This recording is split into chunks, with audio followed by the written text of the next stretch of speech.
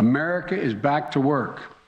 Today, we learned that in January, our economy created 467,000 jobs. Holy crap. That's not all. We learned that job growth in November and December over last year was revised up by more than 700,000 jobs. Oh. On top of that, 400,000 jobs on top of the 400,000 that were previously reported.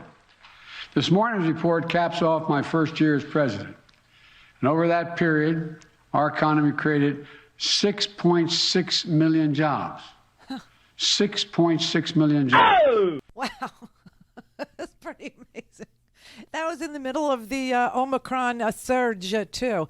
And the previous 2 months were revised up from what was told to us to be, it was lackluster, wasn't the greatest. Turns out it was. November, it wasn't the 249,000 jobs that the Labor Department had estimated. No. In November, the economy added in November, the economy added 647,000 jobs, not the 249,000 that the Labor Department told us. And it added 510,000 jobs in December, not the 199,000 jobs that the Labor Department, something tells me, we need to clear out our departments. Like the Postal Service, too, just mentioning. And the Department of Labor, who keeps getting it so wrong. And so it means that there were 700,000 more jobs added at the end of last year than previously estimated. So we added nearly 7 million jobs, 6.6 million jobs to our economy. There's all kinds of good news here today, but you know what? People just don't, they're not enjoying the boom. They're not enjoying. Why aren't you enjoying the boom? Oh, that's right. Inflation. Well, what about wages? What about that, Joe? What about it? We still have a lot of work to do. Okay. Making sure every American has a job is a great start, but it's not the finish. For many Americans, wages are up this year. Oh. In January, wage increases were strong across the board, and that's good. We have to continue to keep wages growing, and we need even more high-paying jobs. Jobs you can raise a family on and have some breathing room. Yeah, and so here are the wage numbers. Average hourly earnings increased, to $31.63 average. That is up almost 6% over the last year. And yes, we understand that inflation is up as well, about 5%, right? 5%. And it's in certain sectors. Look, I filled up my car today. I have to use premium because I have a big-ass engine. I know. I should go electric and all that. But I haven't bought. My car is 10, 11 years old. Yeah. My car is 11 years old. It's a big-ass engine. It takes 15 gallons of premium. It was $4.10 a gallon. It was like $65 to fill up 15 gallons, like $65. I literally had sticker shock. I get it. But could you not enjoy the economy growing as much as you mourn the price of gas? Couldn't we possibly celebrate where we can celebrate and say, well, at least we're making more money to meet the moment? Now, you know that the Fed's going to increase interest rates probably in March and probably by, I'm guessing a quarter of a percentage point. We'll see. And that will have the effect of tamping down inflation, but it will also increase if you have an adjustable rate mortgage, it will increase the interest payment on your mortgage. Guess who has an adjustable rate mortgage? Guess everybody. Yes, me. But hey, it's been a really good ride at 1% or 2%, whatever it is. It's been a really good ride. But honestly, can't we just enjoy? I tell you, the partisanship when it comes to reporting the news about our economy is so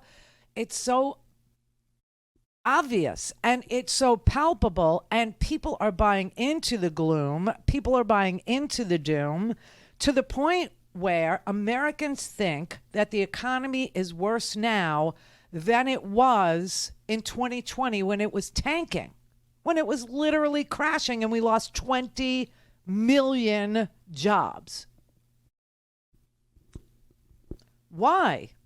Well, maybe it has to do with, this particular outfit here. This is what they said first thing this morning about the jobs report that they were waiting for, and they got it really, really, really wrong.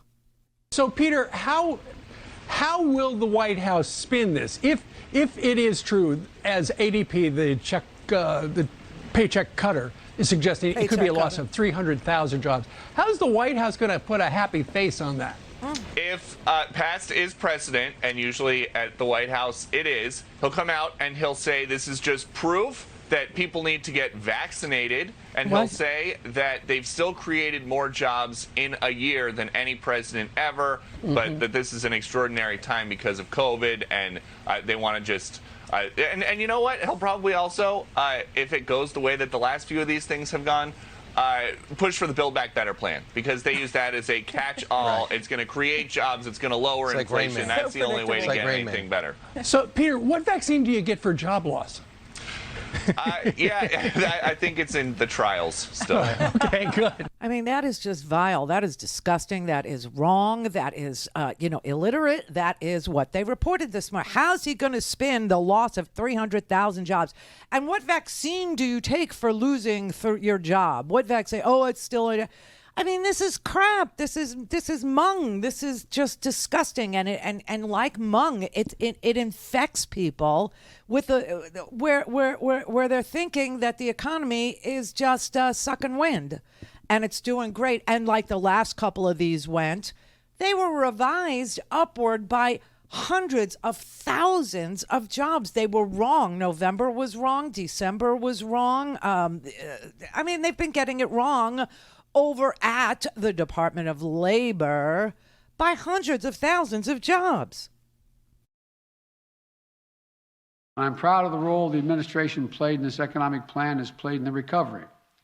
You know, the rescue plan that Democrats passed to get the economy going again, the bipartisan infrastructure law that's starting to get underway, rebuilding bridges, roads, highways, ports, airports, internet. There's so much more that we're doing as well. Look, we all know we're in competition with the world. These announcements are the drumbeat of a job resurgence, unlike anything we've seen in our history. And it didn't happen by chance. As a result of the economic plan I put into action on day one. Good. Give yourself credit, because it is due to the investment in the American economy. It is due to not just the BIF, the bipartisan infrastructure package, but the American recovery package.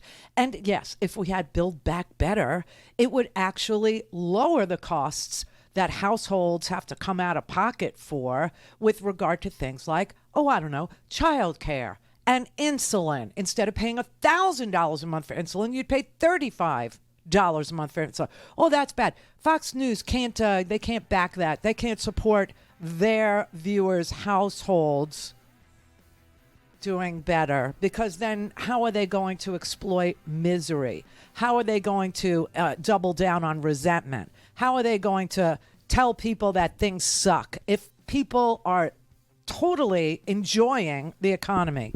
No, this is so if inflation is running at 6% and family incomes are rising at 7%, which economy would you choose? Would you choose one where things are rising by 2%, but your wages are flat? Or would you choose the one where your wages are increasing by 7% and prices are increasing by 6%? Right. But they will never tell you that. Listen, they're lying. They're scheming. It's a fact of life. Don't